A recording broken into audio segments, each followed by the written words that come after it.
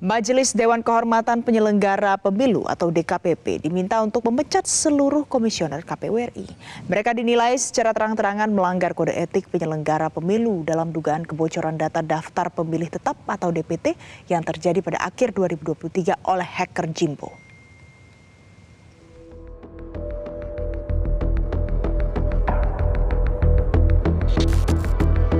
Sidang gugatan dugaan kebocoran data DPT digelar DKPP Rabu 28 Februari 2024.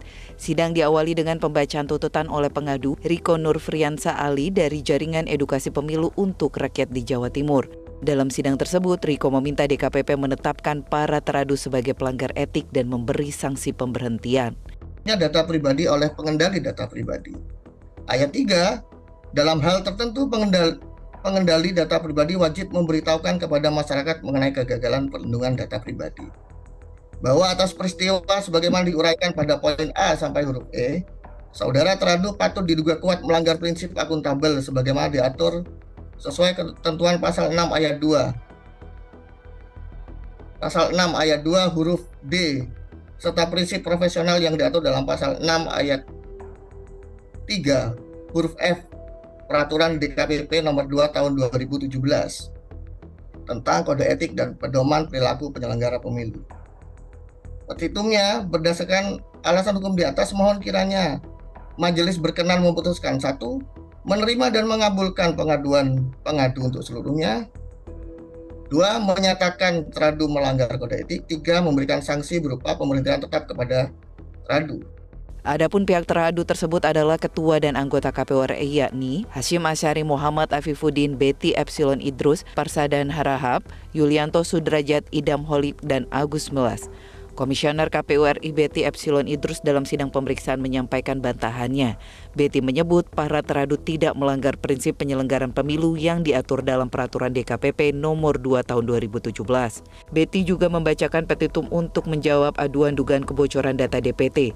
Di antaranya, para teradu meminta DKPP untuk menyatakan menolak seluruh dalil aduan pengadu secara keseluruhan dan meminta DKPP merehabilitasi nama baik para teradu terhitung sejak putusan dibacakan.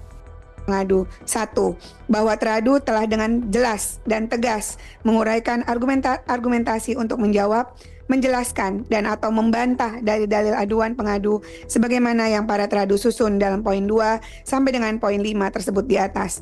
Kedua, bahwa sampai dengan sidang pemeriksaan perkara etik akuo, proses penyelidikan masih dilakukan oleh pihak Bareskrim Polri. Sehingga sampai dengan saat ini illegal access yang terjadi pada aplikasi Sidalih tidak serta-merta dapat dinyatakan telah terjadinya kegagalan perlindungan data pribadi.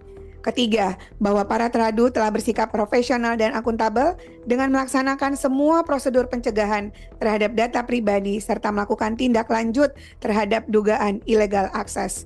Keempat, bahwa berdasarkan seluruh argumentasi yang telah para teradu uraikan dalam jawaban akuo, para teradu berpandangan bahwa dalil-dalil aduan pengadu dalam perkara akuo tidaklah terbukti dan terdapat cukup alasan bagi Majelis Dewan Kehormatan Penyelenggara Pemilu untuk menolak seluruh dalil-dalil pengadu atau setidak-tidaknya menyatakan dalil-dalil pengadu tidak dapat diterima. Dalam sidang tersebut, Badan Cyber dan Sandi Negara atau BSSN membongkar kronologi dugaan kebocoran data pemilih tetap atau DPT 2024 di situs KPU RI. Kronologi itu dibongkar langsung oleh Direktur Operasi Keamanan Cyber atau BSSN Andi Yusuf. Melalui patroli siber, mendeteksi adanya aktivitas publikasi data yang dilakukan oleh pelaku kejahatan dengan identitas akun Jimbo pada bridge forum yang diduga terkait dengan data pemilih.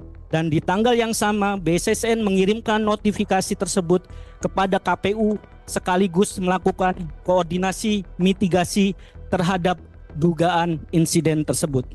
Poin B, tanggal 28 November tahun 2023 dilakukan kegiatan kick-off meeting terkait mitigasi dugaan insiden antara KPU, BSSN, Ditpit Siber, dan sekaligus dilakukan forensik digital sesuai dengan permohonan dari pihak KPU.